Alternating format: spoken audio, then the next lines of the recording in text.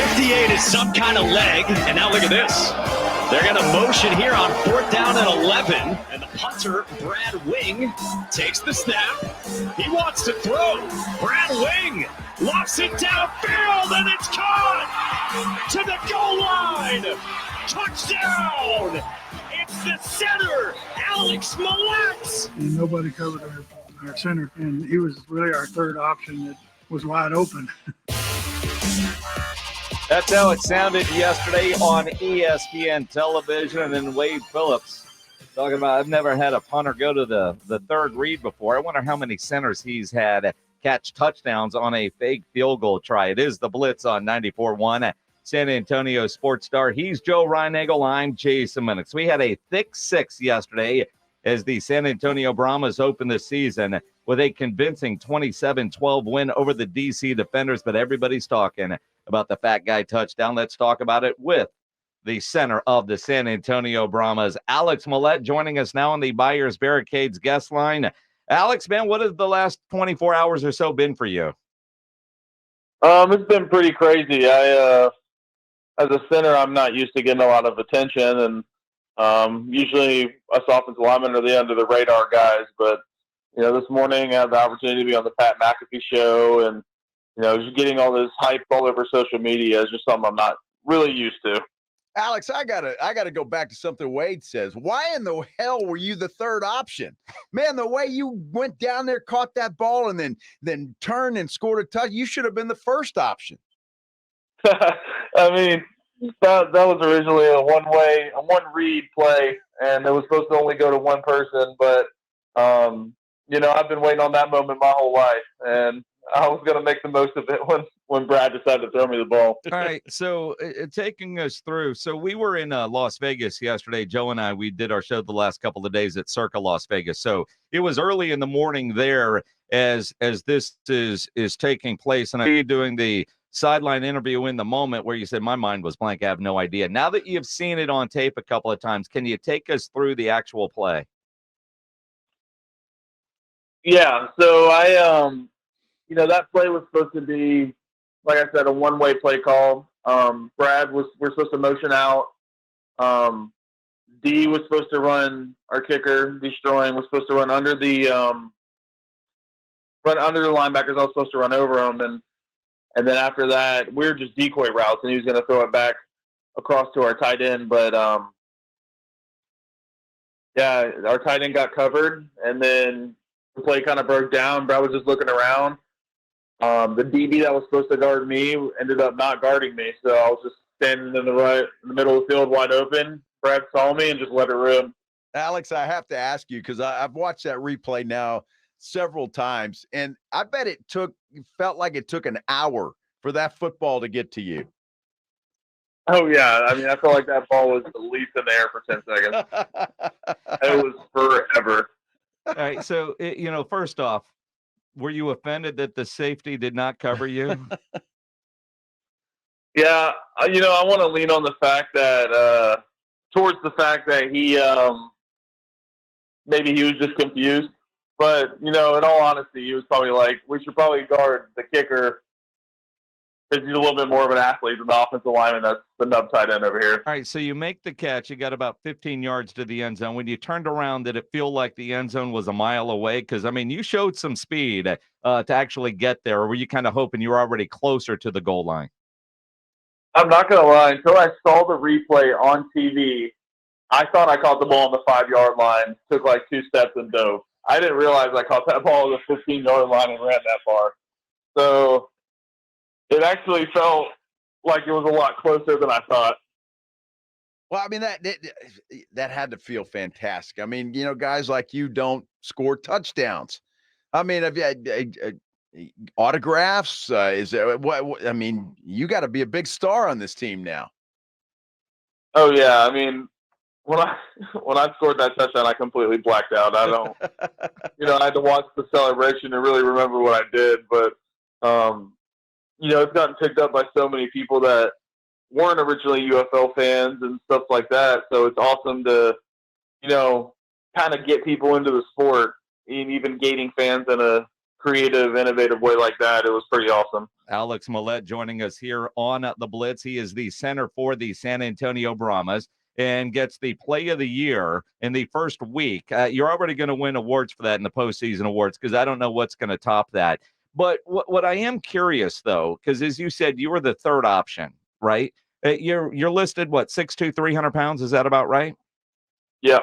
So you practice that play and you realize you're never going to get that pass. Why in the hell are they having a center, a guy that's 300 pounds, running that far down the field as a decoy? When they design that play in practice, do you say, why am I doing this? Well, I'm not a bad athlete, but I think it was because I'm the left tight end. You only have about 4 or 5 guys that can run routes right there. So I think they were like, well, he's already there. You might as well just have him run a route. Hopefully someone will pick him up. Another guy will be open. I honestly think that's why I was running the route in the first place. But I kept telling our special teams coach, I said, hey, dude, I can catch the football. So if you let him throw me the ball, I promise you I will at least catch it. I'm not going to make any guarantees about after that. But I told our special teams coach, Coach Pardee, if he throws it, I'm going to catch it and I'm going to score. So just make sure he gets me the football. I mean, that's what you're saying. I can catch it, but I'm not sure about the punter throwing the football. Well, actually, Brad's he's kind of been all the way back at LSU days. He's known for letting it rip a little bit. So when I saw him throw to other people, I was like, if I happen to be open, I think he's going to let it rip and get it to me. And he did. It was an incredible play. A thick six. Do you like the term thick six? Or do you like fat guy touchdown? I'm good with either one. I think it's hilarious. 6'6" that's a very creative name. So them giving that so immediate, I was laughing all over the place yesterday. Well, and you should have been. It was just a great. How was the whole experience yesterday, Alex? When you guys obviously getting the win, you got to be happy about that. But just finally playing that first game and getting the season underway.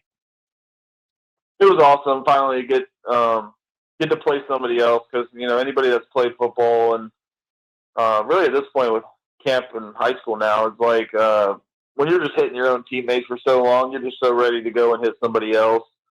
And it was awesome to go out there and get a dub today because I think our team has gelled really nice together and worked really hard. And for us to be able to go to display that was pretty fun, especially to be able to do it on Easter Sunday.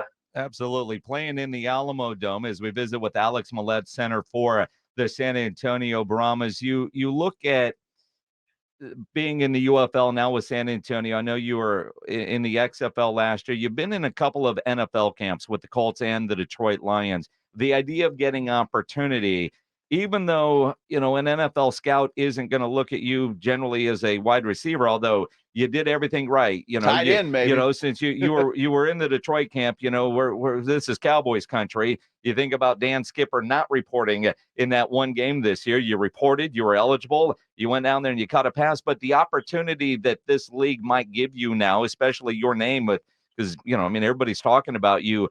Will that help you, do you think, get to your next NFL opportunity? I think I definitely think it will. I think this league does a really good job of giving guys the exposure, especially the platforms that we play on. Maybe if that catch happened on another channel, not as many people have seen it. But it's on ESPN, and there's so many people that it's going to have that. Just even if it's just in the background on Easter Sunday, and so it was able to catch a lot of people's eyes. So no matter what position or anything, that I think being able to do that caught a couple people's eyes for, not just me, but the guy that made the 64-yarder for Michigan, so many different things. Like it provides opportunities because of the platform we're playing on just to go out there and get exposure for our next NFL opportunity. Yeah. What did Wade say to you? Did he come up to you and say something after that touchdown? He just looked at me and started laughing. he was excited, but he knew I would be so excited, and he just saw the pure joy in my face. It was like a little kid after I scored that touchdown, and he he gave me a hug and was just laughing and smiling ear to ear. Well, Nice. and you look at it, we have Wade Phillips on with us every Wednesday. We call it Wednesdays with Wade here on the Blitz. And I'm curious, after the game, the celebration, everything that he talked about, do you guys bus back to Dallas or did you fly? We bust. What was the bus ride like? Joyous party or just, like typical bus ride after a game? Well, with these bus rides, I mean, it's about 4.5, 5 hours on a big old bus. So probably the first hour and a half, 2 hours are a joyous bus ride. And then after that, everyone's exhausted and we pretty much just pass out. It's about right after that stop at Buc-ee's or wherever the group stops to get something to eat, right? Oh, yeah. Well, did you celebrate last night at all? I mean, or did you just go to bed? In all honesty, my phone was blowing up so much. I sat down and with my roommate, who's our right tackle on our team, and had myself a couple adult beverages, and then hit the hay. Good for you. Sounds like one hell of a Sunday to me. Absolutely, That's what it's about. And you look at the Brahmas now 1-0 on the year. Last year, the San Antonio team wasn't that great when it came to wins and losses. The amount of points that you guys were able to score yesterday, I will imagine we'll have a lot more fans back out in 2 weeks when you're home against St. Louis, which obviously everybody wants to beat the hell out of those guys because we're San Antonio and we're better. We got to pack that dome. I'm guessing because you played at Marshall, you played in the dome before in college, right?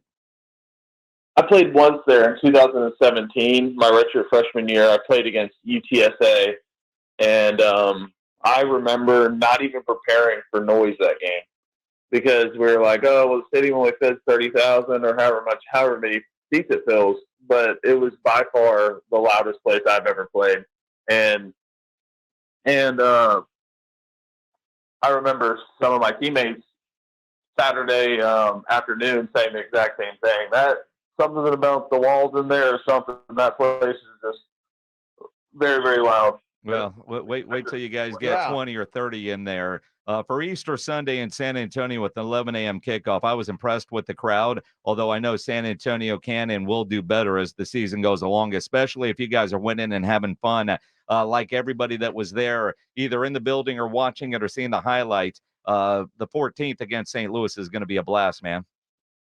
Oh, yeah. I'm excited to get back to St. Louis. Obviously, we got to go out and play in Memphis this weekend and just prepare and get ready for that game. But I'm excited to get back home and just get back with a fan base that's just so passionate and about a football team being in their city. Well, Alex, thanks for entertaining us, my friend. That was a hell of a play, and it's going to be hard to top the rest of the season, no matter what team is playing anywhere. Well, I appreciate you guys having me on, and hopefully the Brahmas can put a couple more plays on the TV like that, and just keep generating excitement from the fans and the fan base. Absolutely. And Alex, I don't know how NIL type rules work in this league, but you could come up with a thick six logo, create some T-shirts, and sell them a ton of them. Some bacon. Sounds like a good bacon, right? The thick six. Ooh, that's right. Good thick cut bacon. We might be on to something, Alex. Might have some business partners there. There you go. Alex, man, enjoy the rest of your day off. Appreciate you doing this on a day off. I know, you had to do Pat McAfee earlier today, and now you're doing us, man. It's a hell of a Monday. A lot of good work on a day off. Oh, yeah. It's all good, though. I'm happy to get the exposure and be able to get on here and talk to you guys. Appreciate it, Alex, man. We'll see you back here in a couple weeks. All right. You guys have a good one. Appreciate it. Alex Mollette from the San Antonio Brahmas on the Buyers Barricades guest line, where they provide traffic control, rental, and sales for San Antonio and beyond. Online at buyersbarricades.com.